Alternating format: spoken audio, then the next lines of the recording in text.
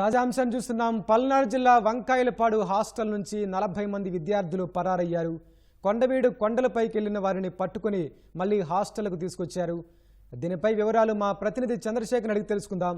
చంద్రశేఖర్, చెప్పండి, విద్యార్థులు పారిపోవడానికి గల కారణాలేంటి?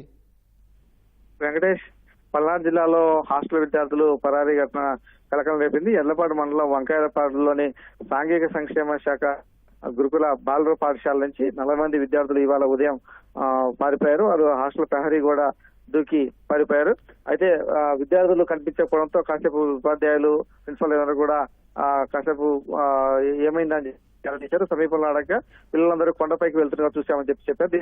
వెంటనే పోలీసులు కూడా సమాచారం ఇచ్చి ఉపాధ్యాయులు, పోలీసులు కలిసి ఆ పిల్లల్ని గాలింపు చర్యలు చేపట్టారు.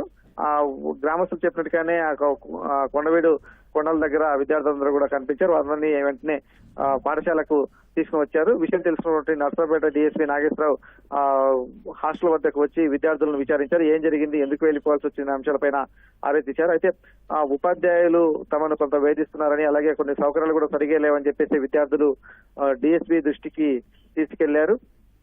విద్యార్థులు, ఉపాధ్యాయులు మాత్రం విద్యార్థులు కొంత అల్లరి చేస్తున్నారు, అలాగే కొంత హాస్టల్లో ఉన్నటువంటి ఫర్నిచర్ ని పగలగొడుతున్నారనే అంశాలపైన ఉపాధ్యాయులు వారి వైపు నుంచి ఫిర్యాదులు చేస్తున్నారు. కొన్ని సౌకర్యాలు మెరుగుపరచడము, అలాగే ఆ విద్యార్థులకు సంబంధించి కౌన్సిలింగ్ ఇవ్వడం ద్వారా కొంత సమస్య పరిష్కారం అవుతుందని చెప్పేసి కూడా ఉన్నతాధికారులు భావిస్తున్నారు. దీనికి సంబంధించి ప్రస్తుతం అయితే విద్యార్థులందరూ తిరిగి రావడంతో వాళ్ళైతే ఊపిరి పీల్చుతున్నారు. ప్రధానంగా హాస్టల్లో ఉన్నటువంటి సమస్యలను పరిష్కరించాలి, పరిశుభ్రంగా ఉన్నటువంటి పరిసరాలు పరిశుభ్రంగా వచ్చినప్పుడు సమయానికి భోజనం పెట్టాలనే అంశాలపైన అయితే ఉన్నతాధికారులు ప్రస్తుతం హాస్టల్ అధికారులకు ఆదేశాలు జారీ చేశారు. విద్యార్థులకు ఎలాంటి ఇబ్బంది లేకుండా ఉండే విధంగా కూడా చర్యలు తీసుకోవాలని చెప్పారు.